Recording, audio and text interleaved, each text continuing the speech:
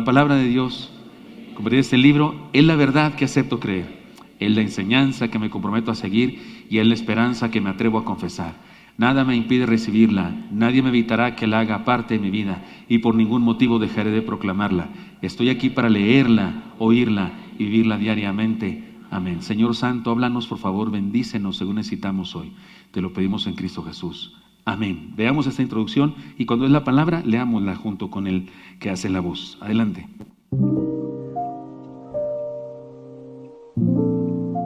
Después del fracaso y la muerte del rey Saúl, David es reconocido y nombrado rey en su lugar. Apenas había sucedido su coronación, se propuso trasladar el arca de Jehová desde el lugar donde había estado por 20 años, desde que los filisteos la habían regresado.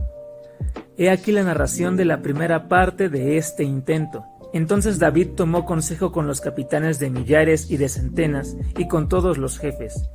Y dijo David a toda la asamblea de Israel: Si os parece bien, y si es la voluntad de Jehová nuestro Dios, enviaremos a todas partes por nuestros hermanos que han quedado en todas las tierras de Israel, y por los sacerdotes y levitas que están con ellos en sus ciudades y ejidos, para que se reúnan con nosotros. Y traigamos el arca de nuestro Dios a nosotros, porque desde el tiempo de Saúl no hemos hecho caso de ella. Y dijo toda la asamblea que se hiciese así, porque la cosa parecía bien a todo el pueblo. Entonces David reunió a todo Israel, desde Sihor de Egipto hasta la entrada de Hamat, para que trajesen el arca de Dios de Kiriat Jearim, y subió David con todo Israel a Baalá de Kiriat Jearim, que está en Judá, para pasar de allí al arca de Jehová Dios, que mora entre los querubines, sobre la cual su nombre es invocado. Y llevaron el arca de Dios de la casa de Abinadab en un carro nuevo. Y Usa y Ahío guiaban el carro, y David y todo Israel se regocijaban delante de Dios con todas sus fuerzas, con cánticos, arpas, salterios, tamboriles, címbalos y trompetas. Pero cuando llegaron a la era de Kidón, Usa extendió su mano al arca para sostenerla, porque los bueyes tropezaban. Y el furor de Jehová se encendió contra Usa, y lo hirió, porque había extendido su mano al arca, y murió allí delante de Dios. Y David tuvo pesar porque Jehová había quebrantado a Usa, por lo que llamó a aquel lugar Pérez Usa, hasta hoy. Y David temió a Dios aquel día y dijo: ¿Cómo he de traer a mi casa el arca de Dios? Y no trajo David el arca a su casa en la ciudad de David, sino que la llevó a casa de Obed-Edom Geteo. Y el arca de Dios estuvo con la familia de Obed-Edom en su casa 3 meses, y bendijo Jehová la casa de Obed-Edom y todo lo que tenía. El pueblo estaba conmocionado por lo sucedido, y David lleno de pesar y sin saber qué hacer. Pero Dios derrama su gracia sobre David. Leamos lo que dice la palabra. Hiram, rey de Tiro, envió a David embajadores y madera de cedro, y albañiles y carpinteros, para que le edificasen una casa. Y entendió David que Jehová le había confirmado como rey sobre Israel, y que había exaltado su reino sobre su pueblo Israel. Ante esta realidad, David sigue adelante con el establecimiento como rey y realiza acciones guiadas por el Señor y otras guiadas por su humanidad. Leamos. Entonces David tomó también mujeres en Jerusalén y engendró David más hijos e hijas, y estos son los nombres de los que le nacieron en Jerusalén: Samúa, Sobab, Natán, Salomón, Ibar, Elisúa, Elpelet, Noga, Nefeg, Jafía, Elisama, Beeliada y Elifelet. Además, derrota a los filisteos que pretendían destruirlo antes de que se consolidara como rey. Les venció en 2 ocasiones, siempre con la ayuda de Dios. Entonces David consultó a Dios diciendo: ¿Subiré contra los filisteos? ¿Los entregarás en mi mano? Y Jehová le dijo: Sube, porque yo los entregaré en tus manos. Subieron pues a Baal Perasim, y allí los derrotó David. Dijo luego David: Dios rompió mis enemigos por mi mano, como se rompen las aguas. Por esto llamaron el nombre de aquel lugar Baal Perasim. En medio de sus victorias retomó su decisión de traer el arca. Leamos lo que dice la palabra. Hizo David también casas para sí en la ciudad de David, y arregló un lugar para el arca de Dios, y le levantó una tienda. Entonces dijo David: el arca de Dios no debe ser llevada sino por los levitas, porque a ellos ha elegido Jehová para que lleven el arca de Jehová, y le sirvan perpetuamente. Y congregó David a todo Israel en Jerusalén para que pasasen el arca de Jehová en su lugar, el cual le había él preparado. Reunió también David a los hijos de Aarón y a los levitas. Y llamó David a los sacerdotes Sadoc y Abiatar, y a los levitas Uriel, Asaías, Joel, Semaías, Eliel y Aminadab. Y les dijo: vosotros que sois los principales padres de las familias de los levitas, santificaos vosotros y vuestros hermanos, y pasad el arca de Jehová Dios de Israel al lugar que le he preparado. Pues por no haberlo hecho así vosotros la primera vez, Jehová nuestro Dios nos quebrantó, por cuanto no lo buscamos según su ordenanza. Así los sacerdotes y los levitas se santificaron para traer el arca de Jehová Dios de Israel, y los hijos de los levitas trajeron el arca de Dios puesta sobre sus hombros en las barras, como lo había mandado Moisés, conforme a la palabra de Jehová. Asimismo dijo David a los principales de los levitas, que designasen de sus hermanos a cantores con instrumentos de música, con salterios y arpas y címbalos, que resonasen y alzasen la voz con alegría. David, pues, y los ancianos de Israel y los capitanes de millares fueron a traer el arca del pacto de Jehová, de casa de Obed-edom, con alegría. Y ayudando Dios a los levitas que llevaban el arca del pacto de Jehová, sacrificaron 7 novillos y 7 carneros. Y David iba vestido de lino fino, y también todos los levitas que llevaban el arca, y asimismo los cantores. Y Kenanías era maestro de canto entre los cantores. Llevaba también David sobre sí un efod de lino. De esta manera llevaba todo Israel el arca del pacto de Jehová, con júbilo y sonido de bocinas y trompetas y címbalos y al son de salterios y arpas. Pero cuando el arca del pacto de Jehová llegó a la ciudad de David, Mical, hija de Saúl, mirando por una ventana, vio al rey David que saltaba y danzaba, y lo menospreció en su corazón. Así trajeron el arca de Dios y la pusieron en medio de la tienda de David que había levantado para ella, y ofrecieron holocaustos y sacrificios de paz delante de Dios. Y cuando David acabó de ofrecer el holocausto y los sacrificios de paz, bendijo al pueblo en el nombre de Jehová. Y repartió a todo Israel, así a hombres como a mujeres, a cada uno una torta de pan, una pieza de carne y una torta de pasas. Y puso delante del arca de Jehová ministros de los levitas, para que recordasen y confesasen y loasen a Jehová Dios de Israel. Asaf el primero, el segundo después de él Zacarías, Jehiel, Semiramot, Jehiel, Matatías, Eliab, Benaía, Obed-edom y Jehiel, con sus instrumentos de salterios y arpas. Pero Asaf sonaba los címbalos. También los sacerdotes Benaía y Jeasiel sonaban continuamente las trompetas delante del arca del pacto de Dios. El mismo fuego de la palabra que Moisés había visto en Horeb encendió el corazón de David y el de muchos otros. El Señor nos habló en Horeb, y la zarza no se consumía. Amén, amén. Esa es la palabra de Dios. No se leyeron todos los textos completos, algunos textos fueron editados para que no fuera tan largo, pero si a usted le pareció largo, le recuerdo que a Josías le leyeron todo el Pentateuco y terminó llorando de emoción de saber la clase de Dios que tenía. ¿Recuerdan eso? Y si leemos también en Esdras, en Nehemías, también hubo experiencias de ese tipo en las que se leyó toda la palabra de Dios que se conocía en aquella época. Muy seguramente, sin falta, fue el Pentateuco, o sea, Génesis, Éxodo, Levítico, Números, Deuteronomio, son muchos capítulos. Y en algunos casos tal vez se leyó incluso algo más, algún otro de los libros históricos que ya estaba escrito para esa época. Es la palabra de Dios, es palabra de Dios, es de la que dice Pablo: toda la escritura es inspirada por Dios y útil para enseñar, para redarguir, para corregir, para enseñar en justicia, a fin de que el hombre de Dios sea perfecto y enteramente preparado para toda buena obra. Yo espero que esa palabra de Dios, con solo leerla, nos haya bendecido y tenga enseñanza para nosotros. Pero creo que hay algo más. Estamos en la serie de sermones que se llama El fuego viene de Dios, y la idea es que las cosas dependen de Él. Y el sermón de hoy se llama La bendición de la presencia de Dios. La verdad es que está basado en muchos textos, en 1 de Crónicas, capítulo 13, capítulo 14, capítulo 15 y capítulo 16. Pero hemos extraído algunos textos, y ya que hemos leído la palabra, ahora déjenme guiarles hacia una serie de reflexiones, por supuesto, que tienen que ver con este libro, el libro de Dios para nosotros. Y quisiera que pensáramos en esa idea, la presencia de Dios, la presencia de Dios. Y la primera cosa que quiero enseñar es esta: la presencia de Dios es el fundamento de nuestra vida. Como dije, de eso se trata la vida. Si te despiertas y preguntas, ¿está Dios conmigo? Esa es la respuesta que necesitamos. Sí, es la bendición. No, es una tragedia monumental. Nadie debería vivir con una respuesta no a esa pregunta. Si alguien dice, no está Dios conmigo porque yo no estoy con Él, porque no lo sigo, pues síguelo. Pues síguelo, ¿qué haces? No te permitas un solo día más, un minuto más, sin estar siguiendo a Dios. La presencia de Dios es el fundamento de nuestra vida.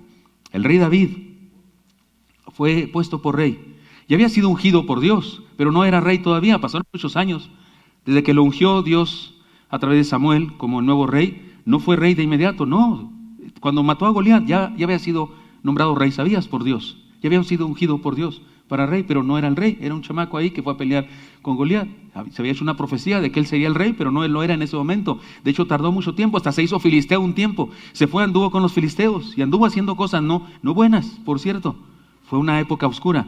Porque aunque ya había sido escogido por Dios como rey, había un rey en el reino y no podía hacer nada. De hecho, él no iba a levantar su mano contra él. Pero lo nombran rey. Es en la misma semana de que lo nombraron rey. Y lo primero que hace es buscar a Dios. Yo creo que Salomón era astilla del mismo palo, ¿no? Porque también buscó a Dios. Él busca a Dios y dice, tenemos el arca de Dios abandonada. ¿Dónde estaba? En Kiriat Jearim, con un tal Abinadab, porque la habían llevado ahí los filisteos, ¿recuerdan? El arca había estado con los filisteos, se las habían robado. El arca hizo estragos allá entre los filisteos, la pusieron en el templo de Dagón. El mentado Dagón, ídolo, amanecía postrado ante el arca de Dios. Lo digo así con gozo, ¿se me nota? ¿Se me nota el gozo? Yo creo que no ha de ser muy santo este gozo, porque es un gozo así de lero candilero, o sea, de tómala. ¿Sí me explico de cuál tipo de gozo es? A lo mejor no es tan santo, ahí disculpen.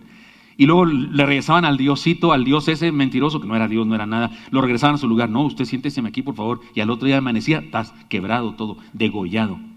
Y luego no llevan qué hacer, ¿qué hacemos con el arca? La regresan en un carro nuevo, hicieron un carro nuevo para que no fuera un usado, y mandaron unos obsequios, unos tumores y unos ratones de oro. ¿Se acuerdan de eso? ¿Cómo son los tumores de oro? Sepa la bola, pero hicieron algo. A veces era bien sencillo, ¿no? Agarraban oro y lo tiraban y ahí está el tumor. Y el arca se quedó 20 años en Kiriat Jearim, la casa de un tal Abinadab, y no pasó nada. A lo mejor a Abinadab lo que le querían hacer algún daño porque tenían miedo de eso. Los mismos hebreos. Y 20 años después, David es rey y la primera acción de su reinado no fue otra que esa.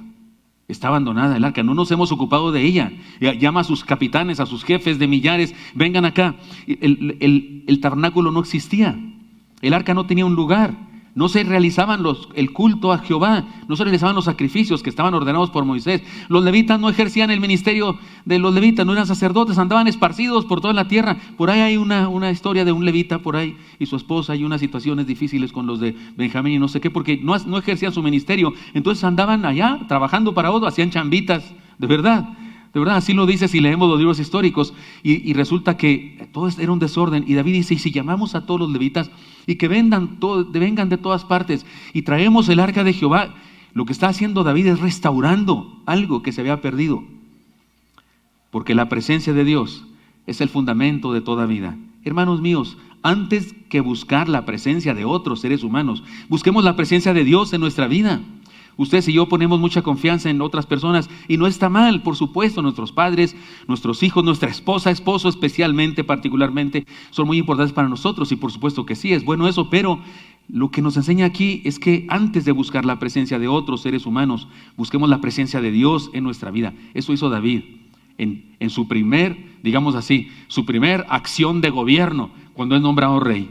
Yo sé, él fue un rey terrible. Dios no le permitió edificar el templo porque sus manos estaban demasiado llenas de sangre. Fue adúltero y mató al esposo de su amante y esas cosas. Sí, hizo cosas terribles. Pero ciertamente tenía un corazón que sí adoraba a Dios, sí amaba a Dios en su salvajismo, en su época, que así era la gente. Pero él sí buscó a Dios, buscó la presencia de Dios. El arca manifestaba, era símbolo de la presencia de Dios. Hermanos míos, antes que buscar la aprobación de los seres humanos, busquemos la aprobación de Dios para nuestra vida. Creo que muchas de las tentaciones en las que caemos en el mundo, todos, pero creo que los jóvenes especialmente, es por buscar aprobación del mundo. Esa es la razón, buscamos aprobación del mundo. Busquemos ser como los demás. Antes que temer al abandono de los hombres, temamos abandonar nosotros a Dios, porque Dios no nos abandona, jamás nos abandona. Cuando usted y yo nos sentimos abandonados, en realidad somos nosotros los que abandonamos a Dios. La Biblia lo dice, si alguien me está viendo con ojos de pistola, la Biblia dice que no podemos escapar del amor de Dios, nada nos separará del amor de Dios. ¿Lo dice o no lo dice? Ni tribulación, ni angustia, ni hambre, ni desnudez, ni lo pasado, ni lo presente, ni lo porvenir, ni lo alto, ni lo profundo, ni ninguna otra cosa creada nos podrá separar del amor de Dios. Que yo me separe de Dios y que no experimente su gracia y su misericordia y que ande por el camino de la amargura, porque yo ando en caminos negativos, es una cosa, pero Dios me sigue amando.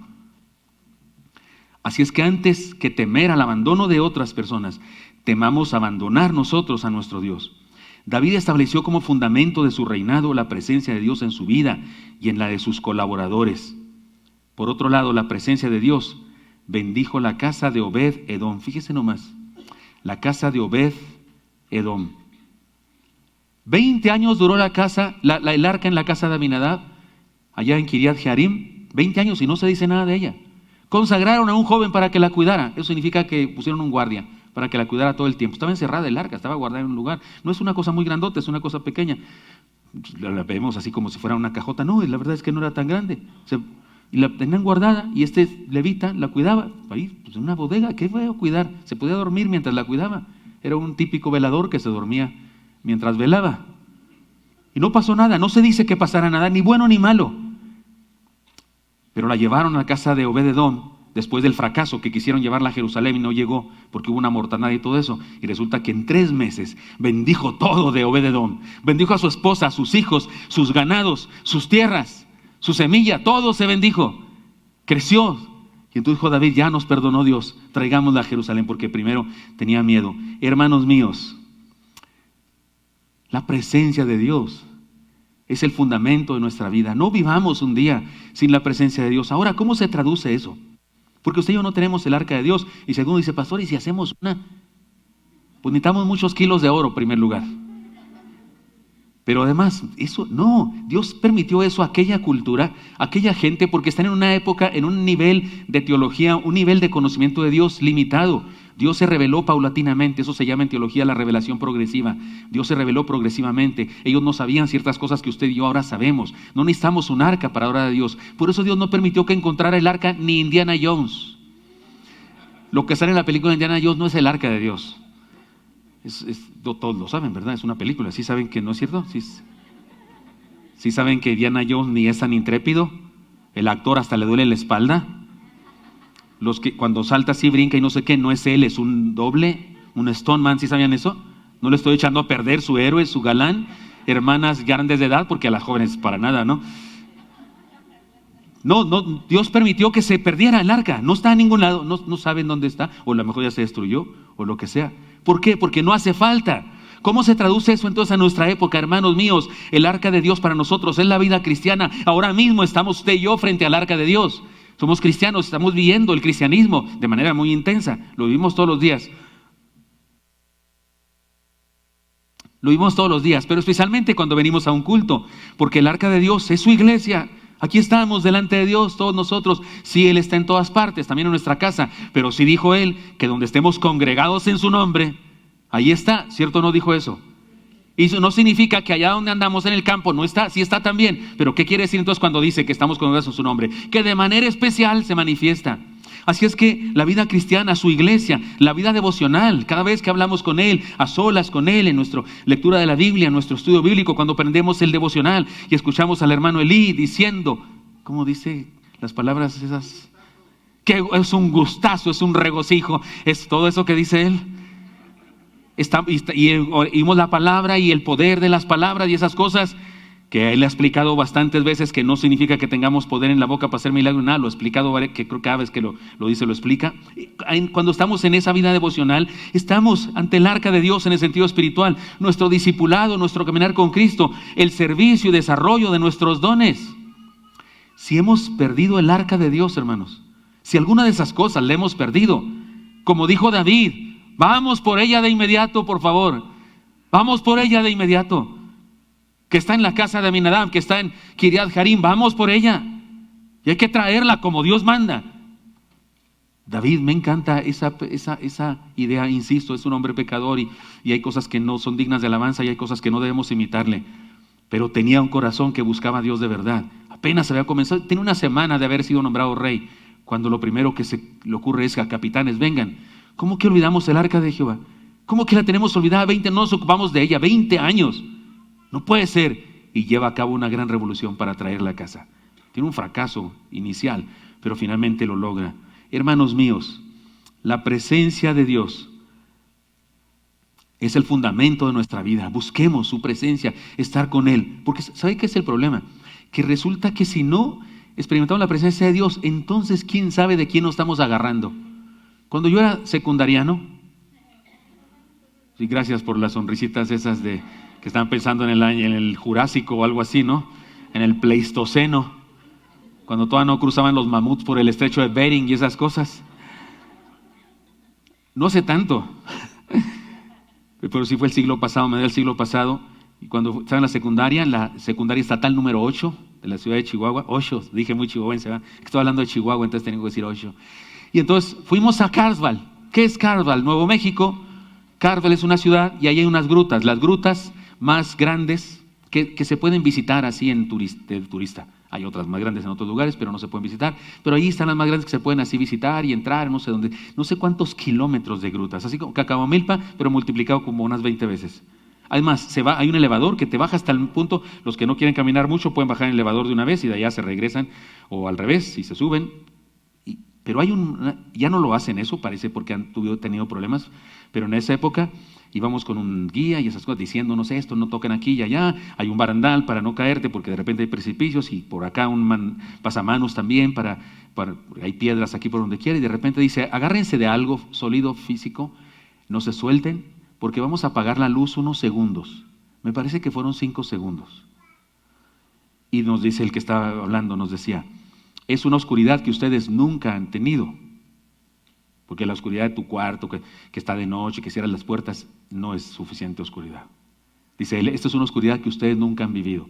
Por eso, agárrense de algo. Pero somos secundarianos, Juan Camaney, o sea, ¿qué le pasa a este tipo? Soy Gilberto Gutiérrez, el Guti.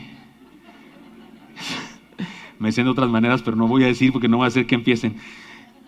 Y otros ahí, y algunos iban con su novia, ¿no? Iban con su novia de la mano porque íbamos, no me acuerdo si era segundo D y segundo no sé qué, y algunos tenían novias ahí intercaladas y no sé qué, y algunos pues, no íbamos, yo no iba con novia en mi vida, nadie me importaba en ese momento de la historia. Pero sí nos pidieron que fuéramos en pareja y no te vas a agarrar con un amigo tuyo, ¿no? ¿Qué te pasa? Menos en esa época. El día de hoy como que sí no está mal visto, pero en aquella época sí era. Y entonces vas ahí y que agárrense. Pues yo no, ¿por qué van a yo así como sácate, no, espérate? Que apagaron la luz. Dios mío, 3 segundos, 5 segundos, me pareció un mes. Me confesé todos mis pecados. No era cristiano, pero sí era creyente. Me confesé todos mis pecados, pedí por todos mis conocidos. Me alcanzó. Mi cerebro giró tan rápido que en 5 segundos oré por todo eso, porque en serio, yo sentía la oscuridad en mi cuerpo.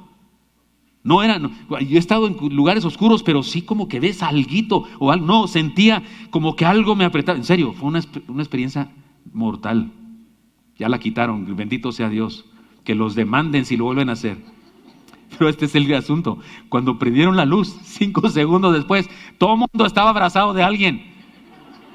Algunos sorprendieron porque no supieron ni de quién agarraron. Ahora está para allá. Unos que iban con su novia se agarraron de otros. Porque en el impacto ese no supieron ni para dónde quedaba el individuo y la individua, se abrazaron de otro. Cuando no estás agarrado de Dios, te agarras de lo que sea, mano. Y este es el problema. Toda esa historia para contarte esto. Si la presencia de Dios no está en tu vida clara y estás sostenido por Él, ¿quién sabe de quién estás agarrado? Por eso David, me encanta esta actitud de esta persona, este pecador. Apenas es nombrado rey y lo primero que no puede dormir todas las noches, le dice su consejero: ¿qué le pasa, majestad? No puedo seguir así, no puedo seguir reinando así. Pues seguir reinando, tiene una semana. ¿Cómo seguir reinando si no he hecho nada? Por eso necesito la compañía de Dios. No puede ser, no podemos abandonar lo que Él ordenó que se fabricara para manifestar su presencia. Vamos por ella. Me encanta esa actitud, hermanos míos. ¿Qué has abandonado?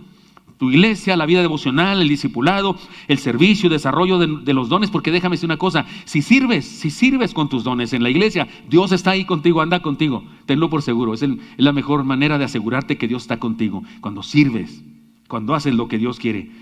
Si hemos perdido el arca de Dios, vamos por ella de inmediato. No sé qué se nos perdió, hermano. No sé en tu caso, qué cosa que manifiesta la presencia de Dios no estás haciendo, no estás viviendo, pero ve por ella, por favor. Vamos juntos por ella. En segundo lugar, la presencia de Dios es su soberanía. Depende de Él decide, no nuestra creación. Ojo con eso. Es ofensivo, es horrible, me pone verde, me amuina. ¿Se dice? ¿Se entiende la palabra amuina? No es grosería acá ni nada de eso. Me cansa el neocarismatismo con sus herejías que se dicen, que se proclaman con palabras, con declaraciones, con canciones. Hay una canción que oí no hace mucho, recientemente, donde dice la canción, literalmente dice: hagamos la presencia de Dios. Cantemos y no sé qué, y hagamos la presencia de Dios. Me late que tienes un concepto absurdo y torpe de la presencia de Dios.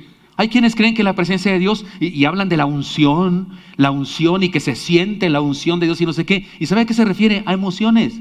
Se refiere a emociones, a sentimientos. Esa cosa que un buen comunicador, un buen hablador puede provocar en la gente. ¿Sabe que hay quienes predican y no se aguantan de verlos a ustedes tan quietos? No, ustedes están muy quietos para un culto de esos otros. Mira, no es aquí se puede oír un mosquito que va buscando su mosquita. Y usted lo puede ver. Por eso algunos predicadores no aguantan ese silencio y están pregunte y pregunte: ¿cuántos vinieron a alabar a Dios? Y hay tantos, repítalo conmigo. ¿No es cierto? Porque les encanta satisfacer su ego, que me escucharon. Mira, sí lo estoy moviendo, no, sí soy bueno, tengo poder, tengo punch. Cuidado con eso. La presencia de Dios no es nuestra creación. Qué interesante. La llevaron los insolentes Ofni y Fines, hijos de Elí, sacerdotes malvados y perversos. Lo llevaron el arca para ganar la batalla contra los filisteos y les pusieron una repasada a los filisteos, al pueblo de Dios, con todo y arca. ¿Sabe qué le está diciendo Dios al pueblo? Yo no soy esa cosa. Yo no soy esa cosa. Ese es un cajón de oro que representa simbólicamente mi presencia, pero yo no soy eso. Yo soy más que eso. La llevaron, mataron a Ofni y Fines, los sacerdotes, y lo robaron el arca. Le avisaron a Elí, su padre, y se cae de espaldas y se desnuca. ¿Se acuerdan de todo eso? Lo estudiamos ya. Y luego, pero la arca la ponen en el templo de Dagón, y ahí Dios se manifiesta. ¿Por qué? Porque le dio la gana. No lo hizo en la guerra, pero ahí en el templo de Dagón sí, y Dagón aparece empinado en el arca. Ya dije que es una satisfacción que no puede no ser tan santa. Y hasta se quebranta. Porque la soberanía, porque la presencia de Dios es su soberanía, no es nuestra creación. Nosotros no decidimos, no andamos: Dios, por favor, aquí manifiéstate acá, como ese insolente que en la tele que tócalo, Espíritu Santo, y tócalo, Espíritu Santo. ¿Quién le da órdenes al Espíritu Santo? ¿Quién está aquí para darle órdenes al Espíritu Santo? No sé cómo se atreven a orar por las noches, a lo mejor ni oran. No sé cómo se atreve alguien que hace eso a orar por las noches a Dios sin el temor de que le parta un rayo de justicia. Hermanos míos, la presencia de Dios es su soberanía, no nuestra creación. Nosotros no creamos la presencia de Dios, solo la disfrutamos. Nuestros cantos, sermones, declaraciones y celebraciones no son causa de la presencia de Dios, sino resultado. Usted y yo no le cantamos, no nos gozamos y nos alegramos de la palabra para que se manifieste el Dios. No, lo hacemos porque se manifiesta Dios. Manifiesta Dios. No le cantamos para hacerlo presente. No, cantamos porque está presente. Por favor, no sé quién llegó primero a este templo, a este lugar que se convierte en un templo. No sé quién llegó primero que nosotros. ¿Quién llegó? El que abrió la puerta. No sé quién sería que llegó, pero cuando llegó, Dios ya estaba aquí. Porque Dios es omnipresente. No lo hacemos presente. Hasta decimos en nuestros programas de iglesia, incluso las iglesias históricas como nosotros, en nuestros programas, por invocación. ¿Qué quiere decir invocación? Como decirle a Dios: ya puedes venir. O sea, decirle que venga. ¿Y a qué horas Dios necesita que le digamos eso? ¿Por qué necesita Dios que le digamos eso? Si Dios nos contestara, y vamos a invocar su nombre, si Dios te invocamos, nos diría, ¿de qué hablas, hijo? Si aquí estoy desde hace rato. ¿Por qué crees que no había venido? ¿Qué? Soy más puntual que cualquier inglés. Porque no somos Mexicalpan de las Tunas, ¿verdad? Los templos en México siempre comienzan con la mitad de la gente, si bien nos va. Hermanos míos, nosotros no hacemos la presencia de Dios. En el culto, ante la presencia de Dios, nosotros somos receptores, no protagonistas. Somos receptores, no protagonizamos, no hacemos las cosas. Dios las hace, nosotros solamente participamos y podemos ser instrumentos, pero Él hace las cosas. Ahora, ¿de dónde sale esta enseñanza? De Usa. Usa, el sacerdote, un joven sacerdote. ¿Qué cosa? Llevan el arca, se le ocurre a David llevar el arca de Kiriat Jearim, de la casa de Aminadab, llevarla a su casa de él, a Jerusalén, a ponerla cerca de su casa, y mandó a hacer un tabernáculo y esas cosas. Después aparece eso. Pero cuando van en el camino, se les ocurrió hacer un carro nuevo.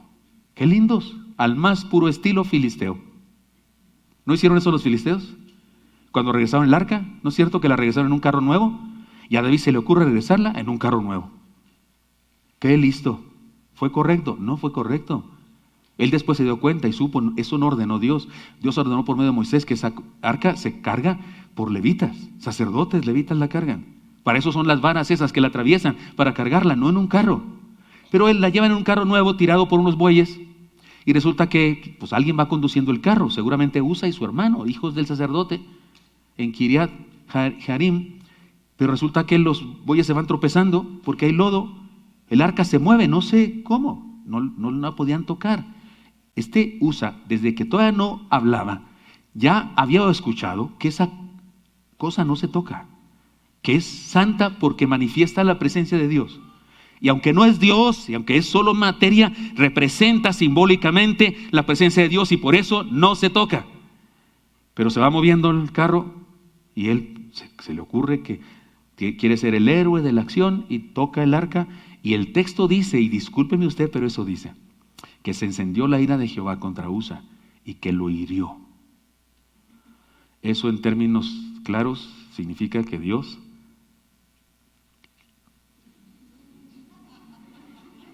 ¿sí escucharon?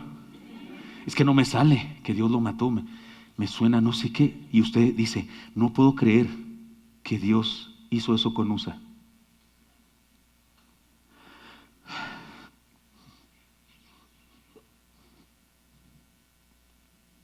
Perdón. Lo que yo no puedo creer es que Dios no haya hecho eso conmigo.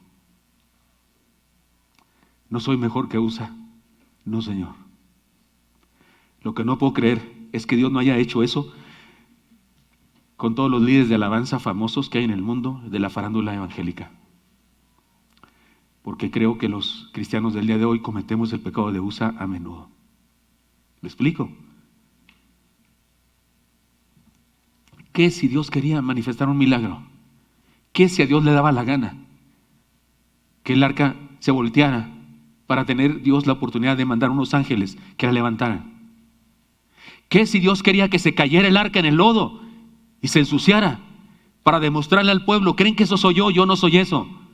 Soy más que eso. No confíen en el arca, no la lleven a la guerra como si fuera yo. Es solo un símbolo de mi presencia, pero yo soy más que eso. ¿Qué si Dios quería hacer eso? Si Dios estableció su ley, no se toca, no se toca. No fue sencillo el pecado de Usa. Sé que no lo hizo por maldad. De hecho, yo creo que Usa está en el cielo, no tengo la menor duda. Usa era un hijo de Dios, parte del pueblo de Dios, escogido por Dios, era parte del pueblo y él creía en Jehová. De hecho, lo hizo con buena intención. No quería que aquello se ensuciara. Yo creo que está en el cielo, pero su acción fue incorrecta. Porque si hubiese funcionado, Usa, santo Usa, felicidades, qué bárbaro. El único que ha tocado el arca sin morirse, porque la ley decía que si alguien la tocaba se moría. Eso decía la ley. Bendito sea Usa, que la tocó y no se murió, porque lo hizo para hacer un favor a Dios. Lo hizo para ayudarle a Dios, que no se ensuciara su arca. Mire, la bola de teología, la bola de doctrinas erróneas que hubieran seguido si no pasa lo que pasa. ¿Sabe cómo podemos explicar el pecado de Usa? Hay otro pecado similar a este que es más claro y quiero explicarlo. El pecado de Moisés. Leamos el texto. Dice así: y habló Jehová a Moisés diciendo, no pierda de vista las palabras, voy a exaltarlas, las que quiero que se acuerde. Y habló Jehová a Moisés diciendo, toma la vara y reúne la congregación, tú y Aarón tu hermano, y hablad a la peña a vista de ellos. Hablad a la peña a vista de ellos, y ella dará su agua. Y le sacarás agua de la peña y darás de beber a la congregación y a sus bestias. Entonces Moisés tomó la vara de delante de Jehová como él le mandó, y reunieron Moisés y Aarón a la congregación delante de la peña, y les dijo, oíd ahora, rebeldes. Andaba amuinado Moisés. Estaba bastante molesto con el pueblo porque ya lo tenían harto, porque era un pueblo de una cerviz y todo aquello. Y ya estaba viejo. Escuche el verbo, primera persona plural. ¿Os hemos de hacer salir aguas de la peña? Aquí comenzó el problema. ¿Os hemos de hacer salir agua de la peña? Una pregunta retórica que debe traducirse: les vamos a hacer salir agua de la peña.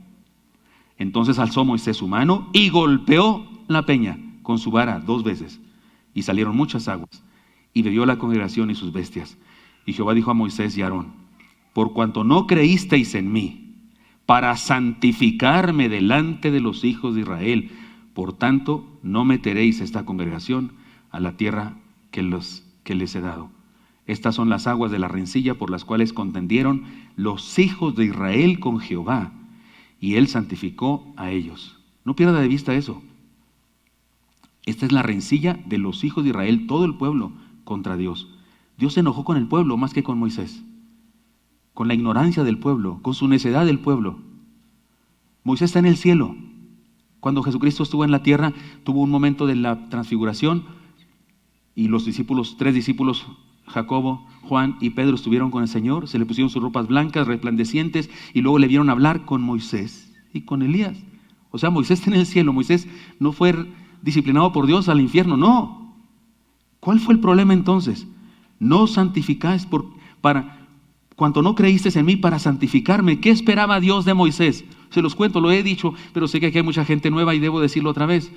¿Sabe qué es el asunto que le está pidiendo Dios a Moisés? Le está diciendo a Moisés: eres demasiado grande, eres demasiado poderoso y tienes mucha autoridad con el pueblo. El pueblo cree que tú eres el MMPF, el mero papas fritas. Creen en ti más que en mí. Santifícame, Moisés. O sea, transfiéreme tu gloria, que es mía, que siempre ha sido mía. Hazle ver al pueblo que soy yo, no tú. Por eso no toquen la piedra, que no crean que el poder está en tu vara. Háblale, pídele como oración, y yo daré agua para que el pueblo sepa quién fue eso, quién hizo eso. Moisés no la tocó, ¿quién fue? Y sabrán que soy yo, Moisés. Y no va Moisés y toca. ¿Sabe qué hubiera pasado? Si Moisés cruza la tierra prometida y se muere allá porque estaba viejo, estaba a punto de morir, lo momifican, hacen un mausoleo, hacen un templo, una pirámide como las de Egipto, grandísima para Moisés, y no hubiera existido la religión basada en Jehová, sino en religión basada en Moisés. Y ustedes y yo iríamos de turistas al mausoleo de Moisés en Israel. Y eso hubiese condenado el plan de salvación divino. El pecado de Usa y de Moisés se manifiesta en nuestro tiempo también. No crea que Dios hizo eso solo por capricho, porque le molestó a Moisés, le cayó gordo a Moisés. ¿Cómo va a ser? Si Moisés era un héroe tremendo y Dios lo sabía. Cuando Dios quiso destruir al pueblo, que no lo quiso destruir, solamente le dijo a Moisés eso. Moisés le dijo: no, Señor, no acepto, no estoy de acuerdo contigo, y si vas a destruirlo, comienza conmigo. ¿Recuerdan eso? El texto dice, un salmo: de no haberse interpuesto Moisés entre Dios y nosotros, de cierto hubiésemos sido destruidos. Moisés se le puso a Dios: no, Señor, no los destruyas, por favor, son tu pueblo, los sacaste de Egipto, ¿qué van a decir las otras naciones? Dios no quería destruir al pueblo, solo dijo a Moisés, como cuando le pidió a Abraham su hijo, estaba probándolo. Moisés pasó la prueba, era un tremendo hombre. ¿Por qué semejante castigo? No entrarás, no era castigo para él, era castigo para el pueblo incrédulo, que no podía tener fe sin ver, solo podían tener fe por vistas.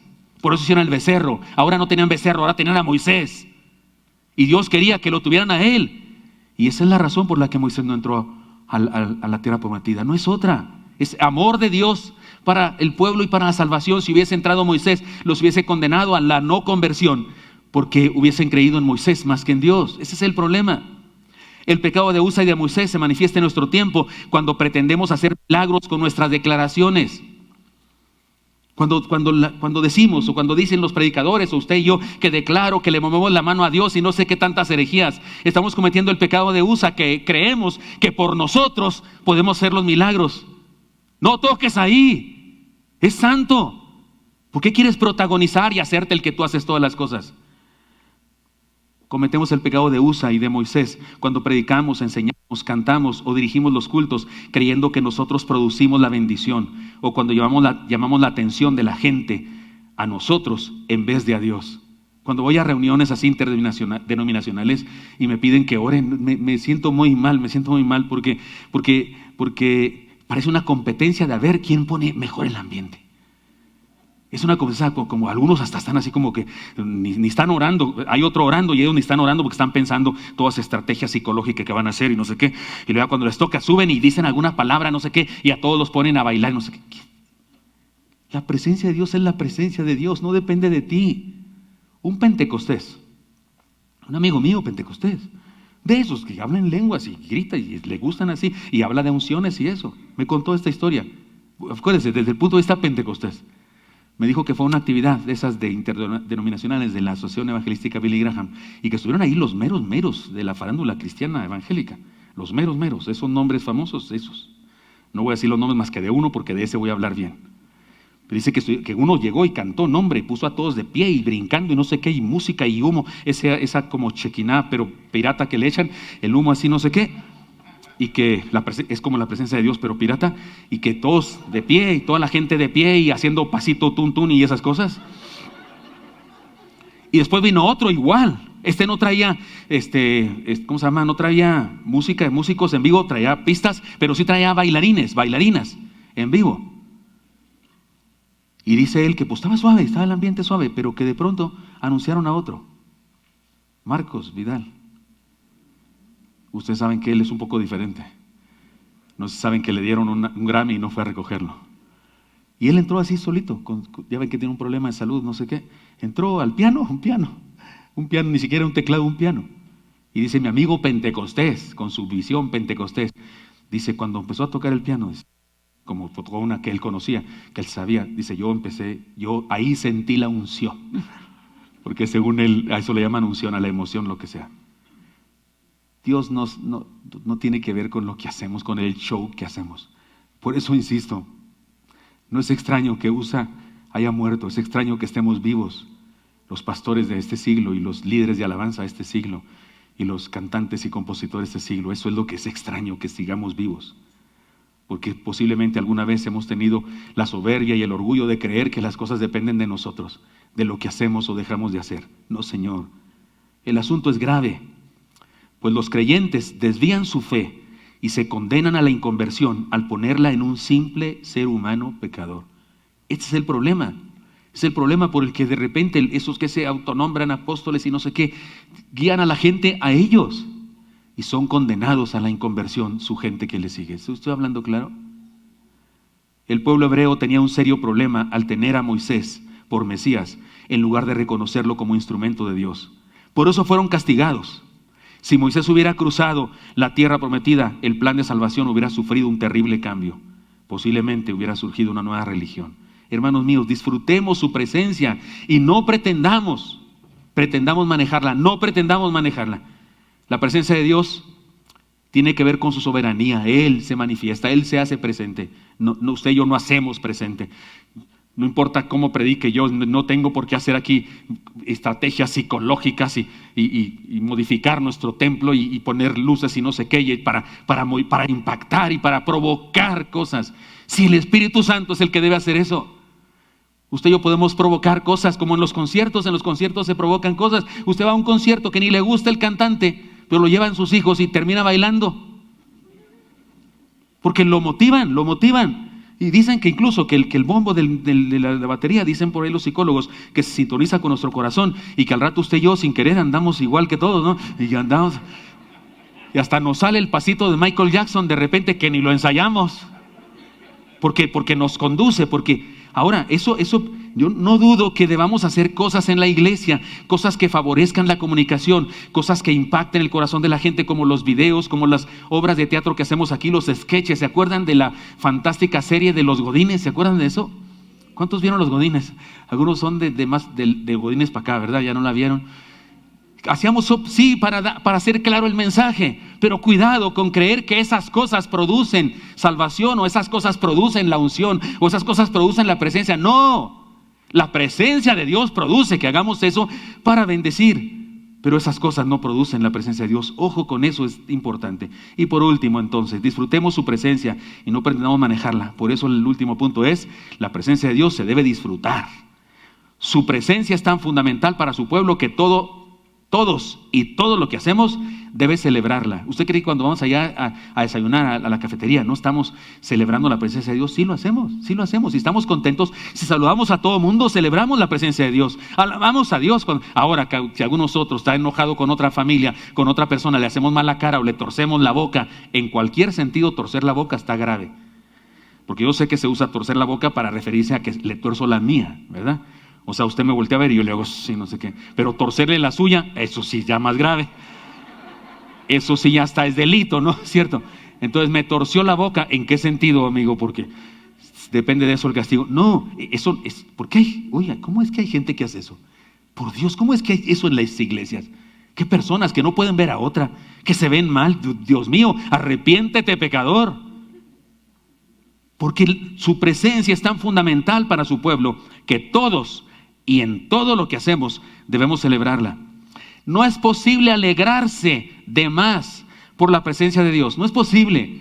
Si alguien se alegra mucho por la presencia de Dios, jamás diga qué exagerado. No es posible alegrarse de más. Es la presencia de Dios. ¿Cómo crees? Hay quienes se alegran así. Sí, estoy congratulado que el Señor esté con nosotros. Gloria a Dios. Amén. Pero hay otros poquito más expresivos, que saltan, brincan y echan maromas. David, por ejemplo, ¿no es cierto que danzó? No lo hacía todos los domingos, no lo hacía todas las reuniones de zarza.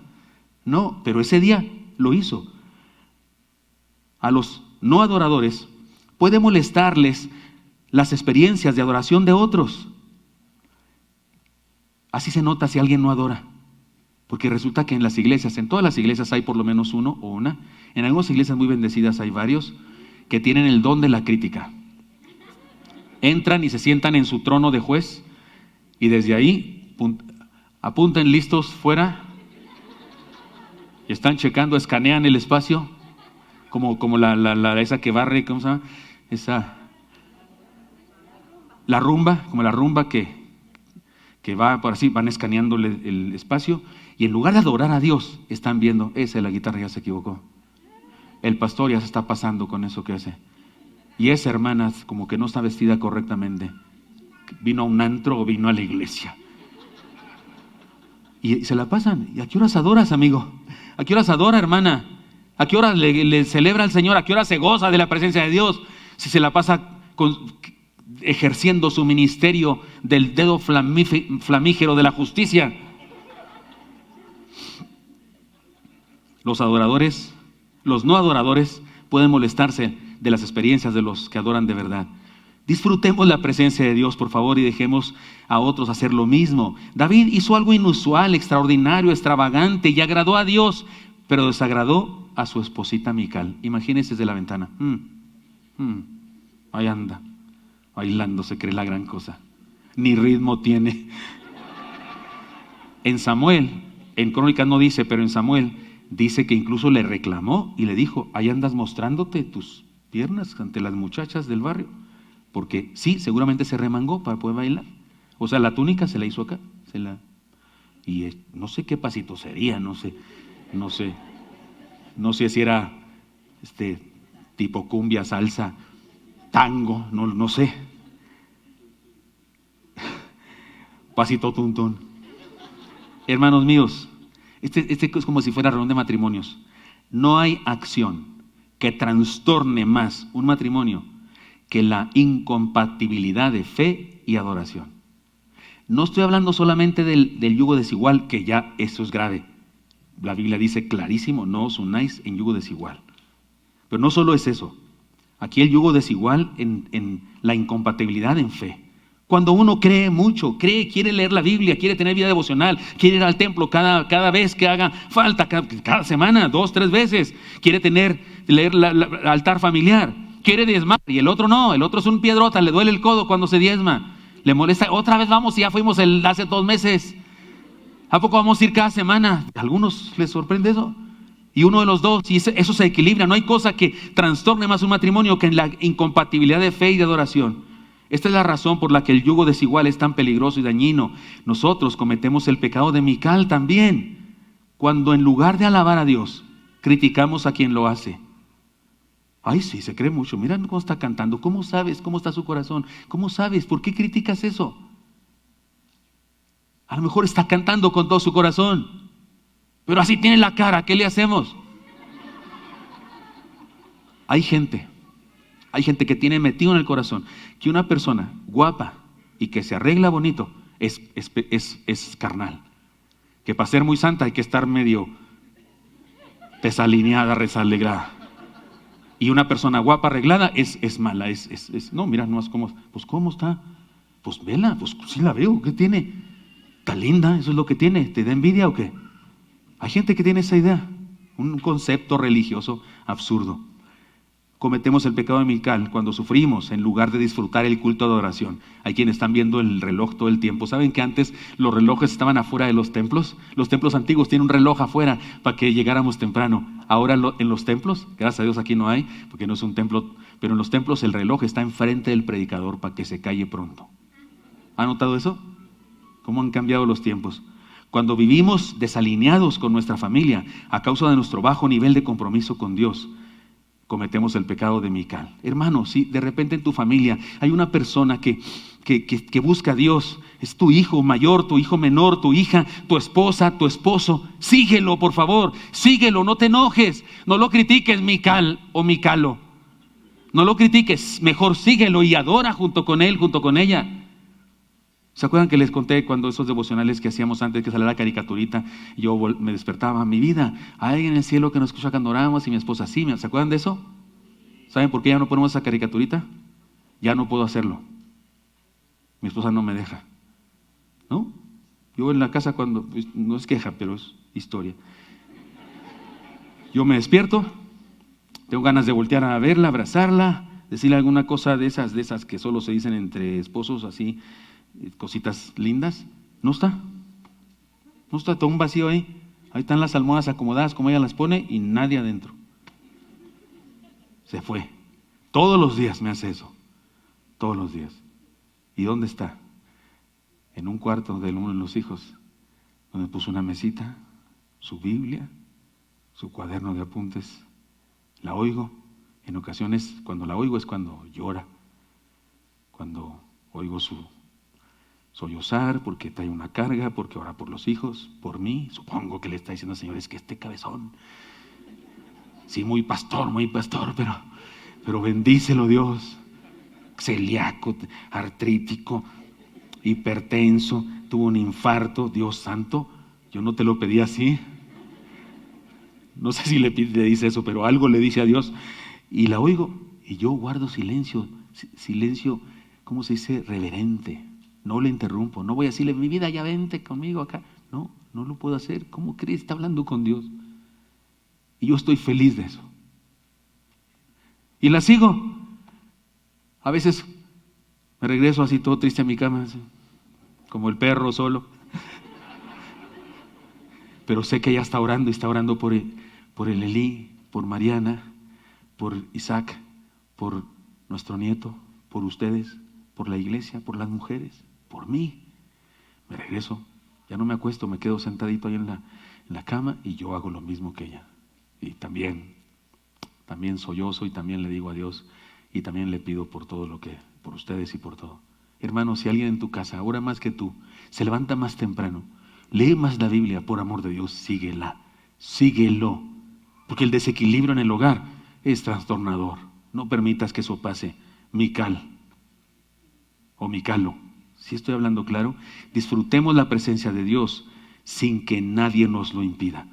David no se detuvo, siguió adelante. Y por cierto, su relación con Mical se destrozó. Nunca más la vio como mujer, nunca más la tocó. Eso dice la Escritura, eso fue terrible, eso fue desagradable. Pero cuidado con eso. Hermanos míos, tengo entonces un desafío. La presencia de Dios es nuestra base para vivir. La presencia de Dios es su soberanía, no nuestra creación. Y la presencia de Dios es algo que debe disfrutarse. Por eso tengo un desafío a experimentar la presencia de Dios ahora mismo. Y ahora les voy a decir algo que tiene este texto que no se ve a simple vista, pero que es una realidad. David, en esta ocasión, cuando finalmente llevó el arca, ahora sí, hasta Jerusalén, incluso hizo una carpa, como el tabernáculo, para ponerla ahí. Y que se restauraran los sacrificios y el culto a Jehová. Él hizo algo especial. Miren lo que dice la Biblia. Versículo 27 del último pasaje. Y David iba vestido de lino fino. Lino fino es ropa de sacerdote, de levita. Y también todos los levitas que llevaban el arca. Y asimismo los cantores también son levitas. Todos los que participaban en el culto eran levitas, descendientes de la tribu de Leví, sacerdotes, orden sacerdotal. Y Kenaías era maestro de canto entre los cantores. Llevaba también David sobre sí un efod de lino. ¿Qué es eso? Ropa de sacerdote. No solo de levita, sino de sumo sacerdote. David se vistió de sumo sacerdote. Y él era de la tribu de Judá. Cuando Saúl, el rey anterior, se quiso hacer sacerdote y sacrificó un cordero porque Samuel no llegaba, ¿se acuerdan ustedes eso? Y Dios lo desechó. Pero no pasó nada con David, eso es interesante. Los teólogos que estudian la Biblia dicen eso. ¿Por qué no hizo nada Dios? ¿Qué pasó aquí? Y hay una explicación muy clara. David es un hito de Dios, un tipo de Jesús.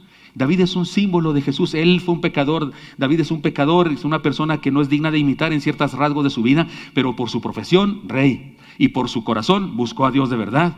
Y en esta ocasión manifestó su búsqueda de Dios. Estas características, estas condiciones, le dieron la posibilidad de ser como un tipo de Jesús. Un anticipo, como una profecía de que el que vendría a salvarnos sería un rey, sacerdote, Mesías. Por eso se vistió así, seguramente inspirado por Dios, para hablarnos de eso. Nuestro rey, nuestro Mesías. A Jesús le llamaron hijo de David, le decían hijo de David. Jesús, nuestro Mesías, es un rey, sacerdote, del orden de Melquisedec, dice el apóstol. ¿Qué quiere decir el orden de Melquisedec? Hubo una persona que ni judío era, sacerdote en Salem, un pueblo al que Abraham le dio los diezmos de todo lo que tenía. No era de Israel, porque no podía ser. Si Israel nació con Abraham, el pueblo de Israel nació desde Abraham. Este era otra persona de quién sabe qué raza, pero era sacerdote, nombrado por Dios. Jesús, aunque no era de la tribu sacerdotal, era sacerdote. Y David en este caso también. Esto nos recuerda, hermanos, entonces, que el Señor Jesús es la presencia misma de Dios entre nosotros. Y andar con Él es estar en su voluntad, en su presencia absoluta. Él prometió estar con nosotros todos los días. Él es nuestro Dios, Mesías, Rey, sacerdote entre nosotros. Estamos aquí para adorarlo y disfrutar de su presencia. Disfrutemos de su presencia. Él es nuestra arca. Él es la presencia de Dios con nosotros, estemos con Él. Y si de repente sentimos que no estamos cerca, corramos por Él y traigámoslo a nuestra casa, en el sentido metafórico, por lo que hizo David. Experimentemos la bendición de su presencia cada día. Dejen esa frase por favor ahí. Déjenme terminar contándoles una anécdota. Algunos de ustedes conocen esta historia, algunos de ustedes no, pero cuando yo fui seminarista acá en México, tenía apenas mi primer periodo de seminarista. Me fui a los 17 años, vine a los 17 años al seminario y regresé a Chihuahua a trabajar allá, a hacer mi obra práctica durante los meses de vacaciones. Mi pastor, Mariano López, que está con el Señor ya, se fue de vacaciones y me dijo: te encargo aquí la iglesia, ven a la oficina, si alguien quiere hablar con el pastor o algo, puedes atenderle. Yo tenía 20 años, tenía 20 años, pero el problema es que me dejó un paquete que es el siguiente. El sábado de esa semana iba a estar con nosotros un gran evangelista allá en el norte y en Texas, famoso en aquella parte del mundo, llamado Sammy Fuentes. Era un cantante de música así ranchera, tocaba la guitarra, compositor de canciones. Si han oído una canción que se llama Varón de Dios, él la compuso y tenía discos y demás. Cuando eran discos, no era ni siquiera cassette todavía, estoy hablando de hace mucho. Y él iba a venir a Chihuahua a tocar, porque tenía una campaña evangelística no sé dónde, pero como era amigo de mi pastor, le había pedido que ese sábado cantara ahí con nosotros, y eso lo iba a hacer. Pero empezó a llamar por teléfono, era en la oficina y decía, no me dejan pasar todavía los instrumentos y no sé qué, a lo mejor llegó tarde, qué sé yo, no sé qué. Pero estaba anunciado a todas las iglesias de la ciudad que iba a venir Sammy Fuentes y que iba a predicar. Pero las noticias de pastor, me decía la secretaria, pastor Gilberto, me decía, si era yo más joven que la secretaria, Gilberto, dice el hermano Sammy Fuentes que a lo mejor no llega. Y la gente está preguntando si va a haber culto. Y yo le digo, dígales que sí, pues dígales que sí, y que sí. Y de repente nos dijeron, no viene, no viene. El templo ya estaba lleno, porque era famoso él, se llenaba el templo. Si el culto era a las 7:30, a las 6 ya estaba lleno, porque él le gustaba mucho a la gente, a mí también, yo lo apreciaba mucho, me había sido mucha bendición escucharlo predicar. Y resulta que pues vinieron los de la regional, el presidente de la regional, ¿y qué pasó? No viene el hermano, no pasó, va a cruzar por otra frontera porque no pasó, no va a llegar al culto evangelístico. ¿Y qué hacemos? ¿Lo suspendemos? ¿Cómo lo suspendemos? Yo pensaba, yo era muy respetuoso de ellos, yo era un chaval, ¿no? Pero yo pensaba, ¿cómo lo suspende? Aquí está la gente, por Dios, que tengamos un culto. Y le digo yo, oigan, ¿y si hacemos un culto? Pues sí, ¿y quién predica? Y había ahí varios pastores, y yo pensaba que algunos se lanzaran, no, pues yo, pero nadie decía nada, porque ¿cómo predicar cuando el que iba a predicar era Sammy Fuentes? O sea, sí capta la idea. O sea, viene el apóstol Pablo y no vino, ahora, no hombre, que otro menso predique, ¿no? Y yo con mi bocota de Pedro Picapiedra, cuando estaban ahí, pues ¿quién va a predicar? Yo dije, pues si quieren yo. Por azares del destino o por la voluntad manifiesta de Dios, todos dijeron, sí, que él predique. Yo creo más quitándose la barra que aceptando que yo predicara, ¿sí me explico? Yo hasta pensé, sí lo dije, si hubiera tenido a mi esposa le hubiera preguntado, ¿sí lo dije o lo pensé? Como siempre me pasa. Y dijeron, sí, pues tú predicas, órale. El culto era a las 7:30, eran las 7. Ya estaba lleno, pues que se preparen los himnos y el pianista y no sé qué, un culto tradicional, sote, bautista, himnos lentos, más lentos que como están escritos, ¿no? O sea, media hora para cantar Cuán grande es Él y otra media hora para cantar El conflicto de los siglos, porque de tan largos que son, porque los cantamos lentos. Y yo iba a predicar, imagínense, flaco, ojeroso, no tan cansado y con muchas ilusiones. Y me paro ahí, yo usaba barba así, que hasta me hacía trenzas una compañera del seminario cuando estaba dormido.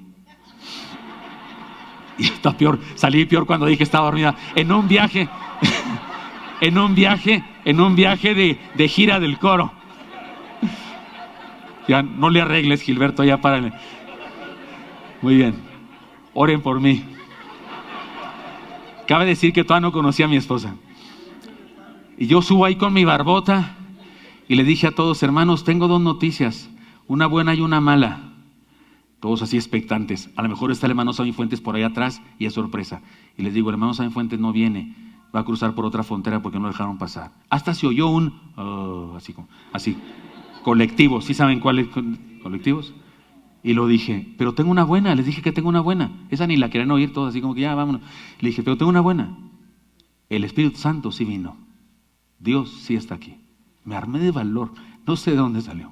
Y yo creo que no fue un sermón, no quiero presumir de nada ni de eso. Yo prediqué lo malo que si ahorita no hago tan bien las cosas, imagínense en esa época de 20 años apenas, yo pues me puse a decir cosas y arremetí contra esto y contra aquello, no sé qué, y dije, y conté historias y chistes y lo que usted quiera, y prediqué. Y como mi pastor me dijo que ningún sermón debe acabarse si no hay invitación a algo, y que cuando es evangelístico a aceptar a Cristo, pues yo hice esa invitación a aceptar a Cristo. Y gracias a Dios pasaron muchas personas, se llenó el altar de personas aceptando a Cristo. Mientras se cantaba, yo bajé a saludar a las personas y los consejeros que estaban preparados, porque estaba todo preparado a tomar los nombres de todos, pero había un señor así con cara de sangrón, estaba ahí con su hijo. Yo había conocido a su hijo en esos días, que era un nuevo creyente en la iglesia, yo no lo conocía porque me había venido al seminario y él era nuevo, pero estaba su papá. Y el papá, abrazando a su hijo, me dijo, Gilberto, en Chihuahua no nos hablamos de usted, de tú, ni a las mascotas le hablamos de usted. De veras, yo al perro, váyase para allá, le decía al Silver. No le decía, vete para allá, no, váyase para allá. O sea, somos muy, ustedes, decimos, pero este llega y me dice, oye, Gilberto, vine nomás para ver qué le están enseñando a mi hijo, porque él anda con unas cosas locas que no estoy de acuerdo con ellas.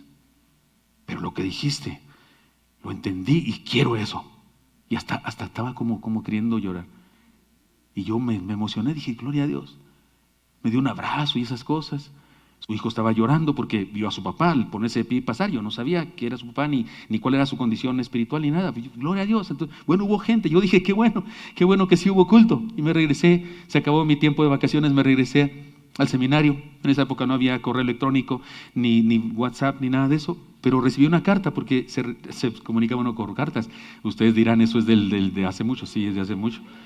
Recibí una carta y era del joven ese.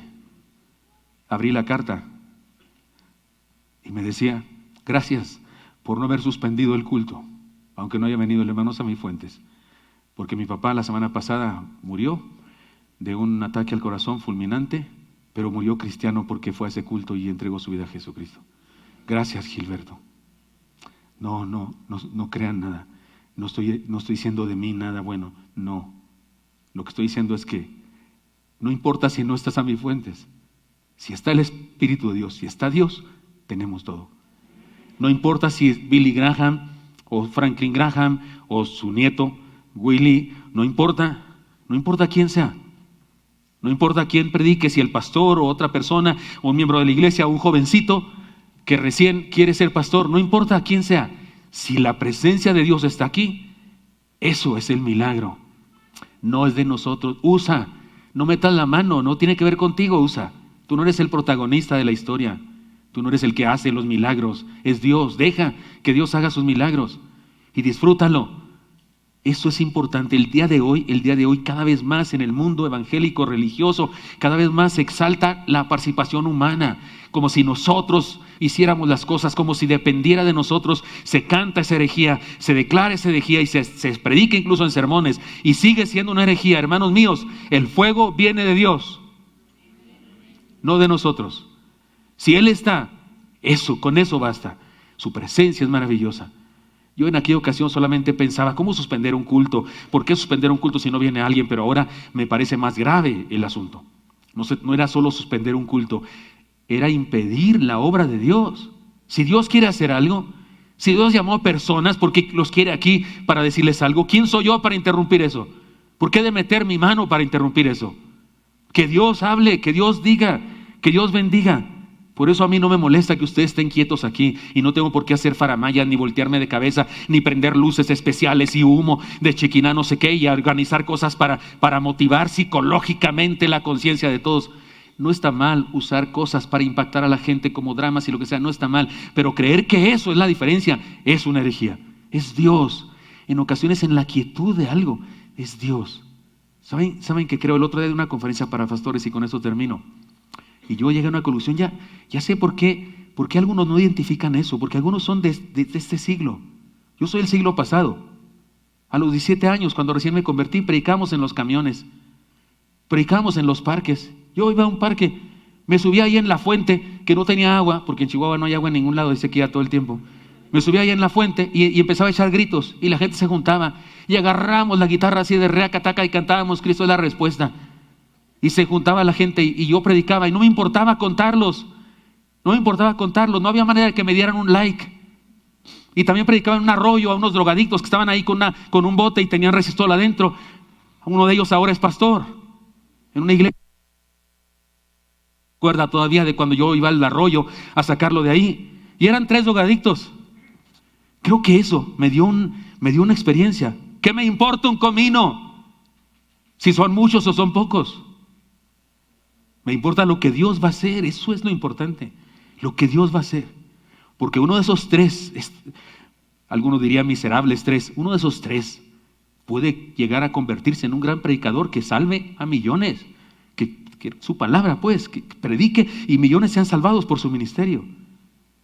Pero a mí no me importa, pero el día de hoy, ¿importan tanto los números? ¿Importa tanto eso? ¿Tanto la fama? ¿Tantos los likes? Hermanos míos, dejemos eso a un lado y creamos absolutamente en la presencia de Dios. Si Dios está presente, eso es la gran diferencia. Que nunca en esta iglesia falte su presencia. Y si un día sentimos algo, vayamos por el arca y la traemos otra vez. Porque Él es el que hace la diferencia en una vida y en una comunidad. ¿Estamos unidos, mexicanos? Oremos entonces al Señor. Dios santo, gracias porque me has permitido compartir esta palabra. Te pido, Dios, que mis hermanos y yo aquí jamás estemos lejos de ti, Señor. Que tu presencia en nuestra vida sea fundamental. Que nunca nos olvidemos de eso como olvidaron los israelitas el arca. Y que tu presencia haga la diferencia en nuestras vidas y corazones. Pongo en tus manos nuestra iglesia y cada vida aquí presente. En Cristo Jesús. Amén.